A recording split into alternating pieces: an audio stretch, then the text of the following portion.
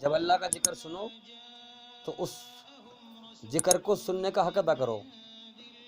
جہاں بیٹھے ہیں وہاں ٹیک لگا کے مت بیٹھو، دیوار سے کمر مت لگاؤ، ایک دوسرے سے ٹیک مت لگاؤ، الگ الگ بیٹھو.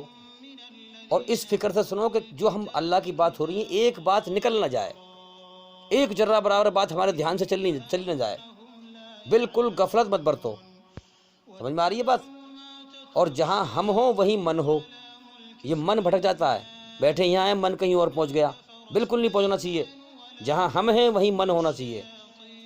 اللہ کا ذکر میں دھیان ہونا چاہیے. ہم اللہ کا ذکر کیا چل رہا ہے، کون سی بات کیسے کہی جا رہی ہے. ایک دم زندہ دماغ سے بیٹھے ہیں اللہ کے ذکر میں. ہم دھیان کے ساتھ، توجہ کے ساتھ، ہماری آنکھ، کان، ناک، پورے شریر کے انگ اللہ کے ذکر میں ہوں.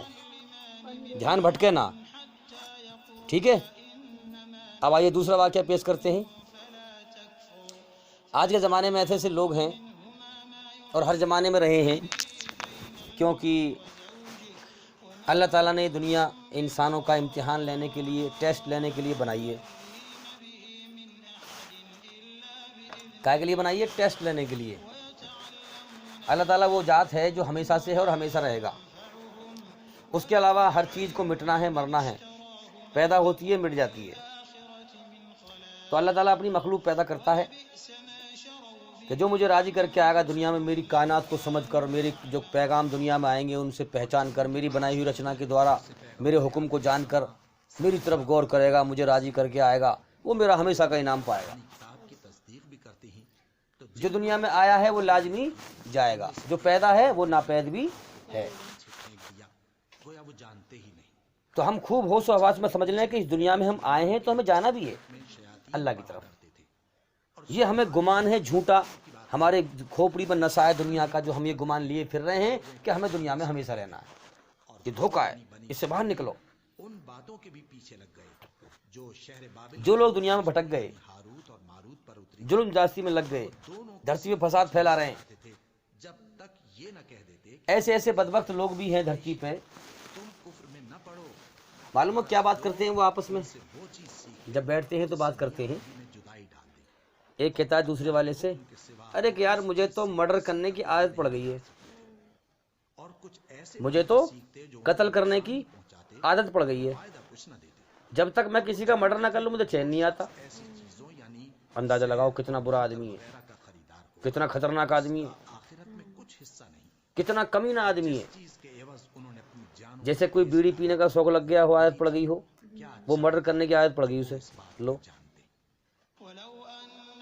اب اس کا اللہ تعالیٰ مرنے کے بعد کیا بنائے گا؟ پھر دنیا امتحان کی جگہ ہے، اللہ نے چھوٹ دی ہے انسان کو. اور پھر کیا کرتا ہے کہ دوسرے کے پیٹ میں چھرا گھونپ کے اس کے خون میں ہاتھ سان کر برابر والے سے کہتا ہے دیکھ میں نے مہندی لگائی ہے. برابر والا کہتا ہے ارے تینے تو اس کو مار دیا، ارے تینے تو قتل کر دیا اس کا، اب کیا ہوگا؟ اس سے کہتا ہے کہ میرا کچھ نہیں بگڑے گا. کہ کیوں؟ کہ ڈی سی میرا یار ہے، کمشنر میرا یار ہے، پردھان منتری میرا یار ہے، جج میرا یار ہے، کلکٹر میرا یار ہے. اللہ تعالیٰ قیامت کے دن اس انسان سے کہے گا، دردناک اللہ کا عذاب ہو رہا ہوگا کہ دنیا میں تیرے بڑے بڑے یار تھے، ڈی سی تیرا یار تھا، کمشنر تیرا یار تھا، جج تیرا یار تھا، پردھان منتری تیرا یار تھا، فلیس لہ الیوم آہنا حمید، آج بولا آج دیکھو تیرے کون کام آئے گا. بچانے والی کوئی شے نہ ہوگی، اللہ کا دردناک عذاب ہو رہا ہوگا. دنیا امتحان کی جگہ ہے نا.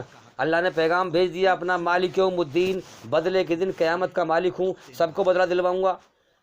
اگر دنیا کے اندر ایک سینگ والی بکری نے بے سینگ والی بکری کو مارا ہے بلا وجہ، سن لو انسانوں کا انصاف تو بہت بڑی چیز ہے. جانوروں کا انصاف اللہ کیسے کرے گا؟ انسان کا تو بہت بڑی بات ہے. جانوروں کا انصاف بھی اتنے باریکی سے ہوگا. کیسے ہوگا؟ اگر ایک سینگ والی بکری نے دنیا کے اندر بے سینگ والی بکری کو بلا وجہ مارا ہے تو قیامت کے دن اللہ تعالیٰ سینگ والی بکری کے سینگ چھین کر بے سینگ والی بکری کے لگا دے گا اور اس سے کہے گا تو بدلہ لے اس سے. اب دنیا میں اس نے تجھے مارا تھا بلا وجہ، اللہ بدلہ دلوائے گا اس سے. تو اسی طرح سے یہ دھرتی ظالموں سے بھری پڑی ہے، ظالموں سے، ظلم جاسی کرنے والوں سے، فساد پھیلانے والوں سے بھری پڑی ہے. اسی طرح سے ایک بدماش ایک اللہ والے کو جنگل میں لے گیا بہکا کے. کہاں لے گیا؟ جنگل میں۔ دیکھیے نا، دنیا میں جتنے بھی انسان جو بھی بات کرتے ہیں ان کی بات کا کوئی نہ کوئی تو سینس ہوتا ہے، کوئی نہ کوئی تو نچوڑ ہوتا ہے۔ یہ جو میں بات کر رہا ہوں ان باتوں کا کیا سینس ہے، ان کا نچوڑ کیا ہے، ان واقعات کا نچوڑ کیا ہے؟ ان واقعات کا نچوڑ یہ ہے کہ میری کوشش یہ ہے کہ اللہ کے بندے اللہ سے جڑ جائیں۔ میری جو کوشش ہے یہ بات کرنے کی اور محنت کرنے کی، وہ کیا ہے کہ اللہ کے بندے اللہ سے جڑ جائیں۔ یہی نیک بندے کی پہچان ہے۔ تو ایک اللہ والے کو دھیان لگائے رہے ہیں سب سارے بچوں سے کہتا ہوں میں، سب دھیان لگا کے سنو بات کو، ایک بات نکل نہ جائے دھیان میں سے، بہت تیز دھیان رکھو اپنے لگا کے باتوں میں۔ تو ایک اللہ کے نیک بندے کو ایک بدماش جنگل میں لے گیا بہکا کے، وہ بھی ایسے ہی تھا مرڈر کرنے والا، اسے بھی عادت پڑی ہوئی تھی مرڈر کرنے کی۔ جب جنگل میں اللہ والے بڑے سیدھے ہوتے تھے، ہم تو بہت تیز ہیں، اللہ والے بڑے سیدھے ہوتے ہیں۔ وہ لے گیا بہکا کے، بڑے پیار محبت سے میٹھی میٹھی باتیں کر کے، اور ان کی بستی سے لے گیا بہکا کے، ان کے گاؤں سے وہ چلے گئے۔ اب جب جنگل میں لے گیا بہت دور، جنگل بڑا خوفناک، بڑا خطرناک، وہاں چوئی کا بچہ بھی نہیں، وہاں دیکھ کر جنگل کو بڑا عجیب عجیب حیرت ڈر سا لگے۔ جب وہاں جنگل میں پہنچے تو فوراً اللہ والے کو خیال آیا یہ تو غلط جگہ لے آیا، اس کے رنگ ڈھنگ مجھے ٹھیک نہیں لگ رہے۔ انسان کو جاتا نا محسوس، اس کے رنگ ڈھنگ مجھے اچھے نہیں لگ رہے، لیکن وہاں عین ٹائم پہ پہنچ چکے تھے۔ اب جو ہے دیکھا تو وہاں نرے اس نے آدمی مارے گر رکھے، نرے ہڈیوں کے ڈھانچے پڑے، کھوپڑیوں کے ڈھانچے پڑے، وہاں کاٹ کے گر جاتا آدمیوں کو، وہاں وہ سڑ جاتے، ہڈی پر ہڈی رہ جاتی پڑی ہوئی۔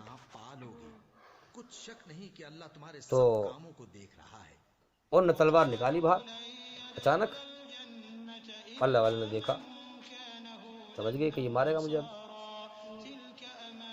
اللہ والے نے کہا کہ بھئی مجھے 2 رکعت نماز پڑھنے کی مہلت دے دے۔ اندازہ لگاؤ اللہ والے تھے وہ، اگر کوئی ہم جیسا ہے تم جیسا ہوتا تو کیا کرتا؟ اس کے پیروں میں پڑتا، اجی کہ معاف کر دو جی، میں نے اپنا کیا بگاڑا ہے، پیروں میں پڑ جاتا، چاٹتا تلوے۔ اللہ والے کی بات نرالی، کیا کہہ رہے ہیں اس سے کہ مجھے 2 رکعت نماز پڑھنے کی مہلت دے دے۔ اس نے کہا ادھر دیکھ،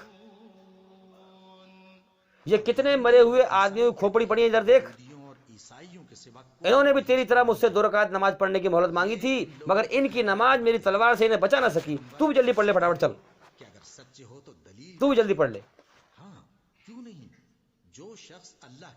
تیرے جیسے میں نے بہت دیکھے نماز پڑھنے والے، جلدی پڑھ۔ اللہ والے کی آنکھوں میں آنسو آ گئے، اللہ کے سامنے سر جھکا دیا اور رونے لگے۔